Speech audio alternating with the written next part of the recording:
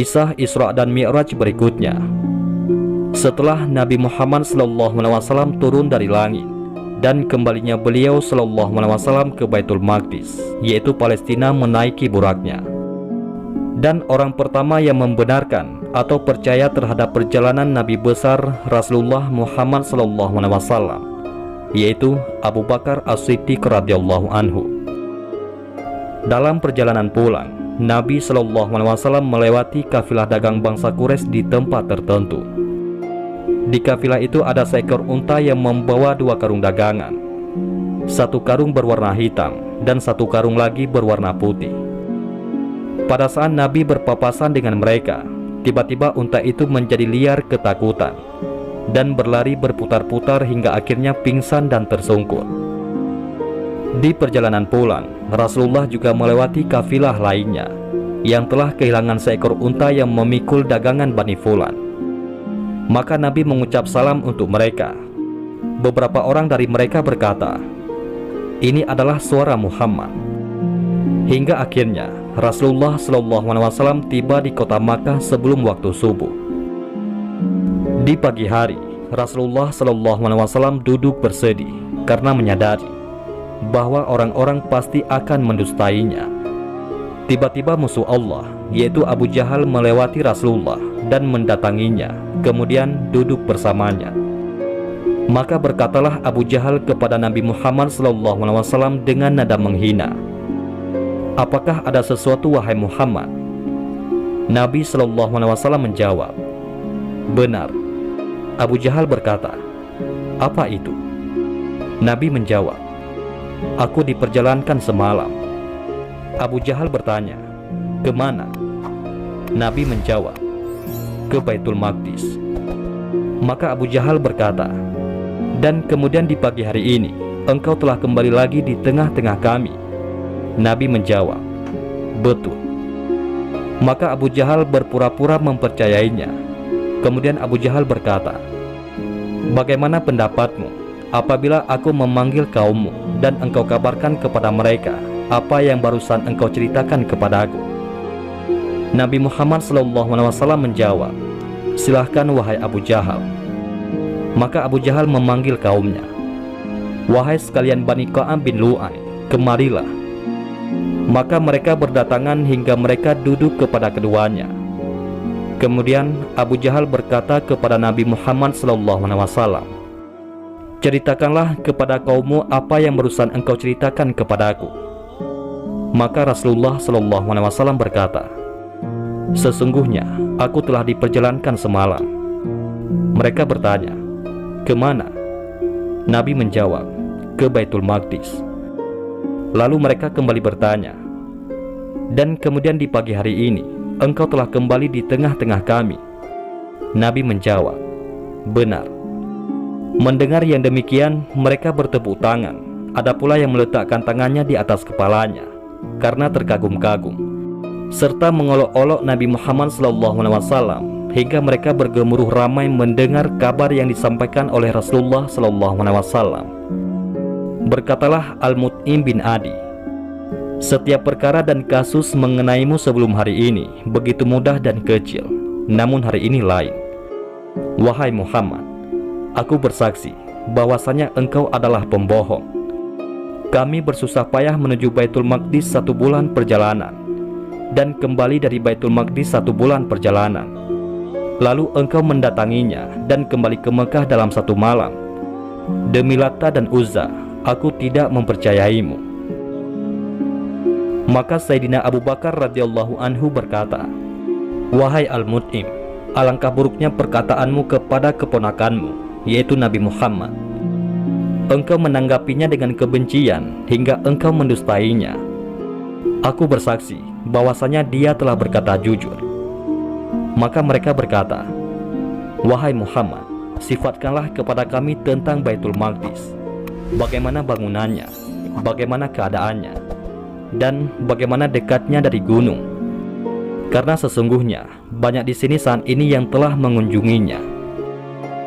Maka Rasulullah SAW mensifatkan kepada mereka, "Bangunannya begini, keadaannya seperti ini, dan dekatnya dari gunung seperti ini. Ketika Nabi sedang menjelaskan kepada mereka dengan sejelas-jelasnya, tiba-tiba ada bagian dari Baitul Maqdis yang luput dari perhatian beliau saat Isra dan Mi'raj. Maka Nabi ketakutan dan kebingungan yang amat sangat besar. Di saat itulah Allah menampakkan kepada Nabi Muhammad SAW Masjid Al-Aqsa, hingga beliau menyaksikannya seakan diletakkan dekat rumah Aqil atau Ukal. Orang-orang ketika melihat Nabi kebingungan, mereka mendesaknya dengan berbagai pertanyaan. Berapa pintu pada masjid tersebut? Padahal Nabi SAW datang ke Masjid Al-Aqsa bukan untuk menghitung pintunya. Namun setelah Allah menampakkan Masjid Al-Aqsa kepadanya, beliau menjawab pertanyaan mereka dengan lengkap dan tepat. Abu Bakar tiada henti berkata, "Engkau benar, engkau benar. Aku bersaksi bahwasanya engkau adalah utusan Allah." Maka orang-orang berkata, "Adapun gambarannya tentang Masjid Al-Aqsa itu, demi Allah, semua itu benar." Kemudian mereka berkata kepada Abu Bakar, "Apakah kamu mempercayainya bahwa dia telah berjalan semalam ke Baitul Maqdis dan kembali ke Mekah sebelum subuh?" Abu Bakar radhiyallahu anhu menjawab, "Iya, sungguh aku mempercayai apa yang lebih hebat dari itu semua. Aku mempercayainya dengan segala kabar langit yang dia kabarkan setiap pagi maupun sore hari." Oleh sebab itulah Abu Bakar radhiyallahu anhu dijuluki As-Siddiq. Nabi SAW berkata, "Di perjalanan aku melalui kafilah Bani Fulan di daerah Rauha, dan mereka semua sedang mencari unta mereka yang hilang. Maka aku berhenti dan menghampiri tempat peristirahatan mereka. Aku tidak menjumpai satupun dari mereka karena mereka sedang mencari unta yang hilang. Saat itu aku sempat meminum dari air mereka yang diletakkan di sana. Kemudian aku melewati kafilah Bani Fulan di tempat tertentu. Di kafilah itu ada seekor unta yang membawa 2 buah karung dagangan, 1 karung berwarna hitam dan 1 karung berwarna putih. Pada saat berpapasan dengan mereka, tiba-tiba unta itu menjadi liar ketakutan dan berlari berputar-putar hingga akhirnya pingsan dan tersungkur. Kemudian aku melewati kafilah Bani Fulan di Tan'im. Kafilah itu dipimpin oleh unta yang berwarna abu-abu dengan pelana hitam dan 2 tali kekang yang berwarna hitam. Dan kafilah itu akan datang kepada kalian dari Bukit Sania yang dipimpin oleh unta tersebut." Mereka berkata, "Kapan mereka datang?" Nabi menjawab, "Pada hari Rabu." Maka pada hari itu para pembesar Quraisy menunggu kafilah tersebut hingga matahari hampir tenggelam pada hari itu dan kafilah tak kunjung datang. Nabi SAW berdoa agar dipanjangkan hari itu sesaat. Pada hari itu matahari ditahan hingga datanglah kafilah tersebut. Saat itu orang-orang kafir Quraisy bertanya kepada rombongan kafilah, "Apakah unta kalian hilang?" Mereka berkata, "Benar." Mereka bertanya kepada kafilah yang lain, "Apakah unta berwarna merah kalian tersungkur hingga pingsan?" Mereka berkata, "Iya." Mereka bertanya kembali, "Apakah kalian memiliki tempat air?" Maka seorang lelaki berkata, "Demi Allah, aku telah meletakkannya dan tidak seorang pun dari kami meminumnya, dan tidak juga tumpah ke tanah." Kemudian mereka semua menuduh Nabi Muhammad SAW sebagai seorang penyihir. Maka Allah Subhanahu wa Ta'ala menurunkan wahyunya, "Dan tidak kami jadikan penampakan yang kami perlihatkan kepadamu kecuali ujian bagi manusia." Kemudian Allah Subhanahu wa Ta'ala menurunkan firman-Nya, "Maha suci Allah yang telah memperjalankan hambanya pada suatu malam dari Al-Masjidil Haram ke Al-Masjidil Aqsa, yang telah kami berkahi sekelilingnya agar kami perlihatkan kepadanya sebagian dari tanda-tanda kebesaran kami. Sesungguhnya Dia adalah Maha mendengar lagi Maha mengetahui." Quran Surah Al-Isra ayat 1. Sungguh agung engkau wahai junjungan Nabi besar Rasulullah Muhammad SAW yang telah dimuliakan Allah dengan anugerah dan karunia agung ini. Martabat yang semua ciptaan Allah telah putus asa untuk meraihnya. Martabat yang tidak ada lagi di atasnya martabat. Tidak seorang pun mengetahui apa yang telah engkau ketahui di malam indah itu.